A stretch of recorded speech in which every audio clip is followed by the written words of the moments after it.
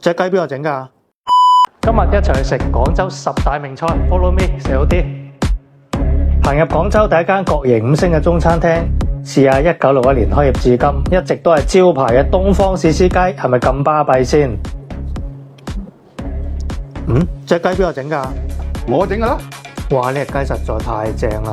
士師雞好食咧，首先第一個就係我哋選雞種，長期去檢測住呢段時間最好食嘅雞啦。咁我哋呢段時間用嘅係桂黃雞。第二個咧就係你浸嘅時候就要好注意個火候啦。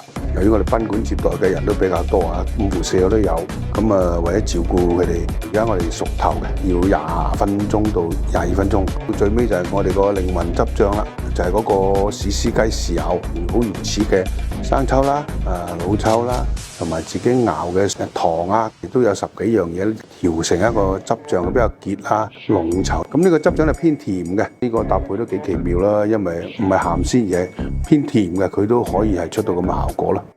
雞皮爽滑，雞肉緊緻啦，個豉油簡直亮點啊！食完你就明咧點解係廣州10大名菜之一啦。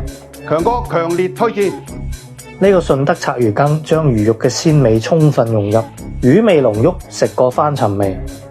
花枝就係墨魚啊，同鮑魚一齊切成薄片，醬味濃厚。除咗食味咧，更加係食爽脆嘅口感。呢個鱸魚嘅魚肉嫩如田雞啊，藤椒鮮麻對碰鮮椒酸辣，兩種味道一魚兩食，無縫銜接，雙料暴擊超上頭。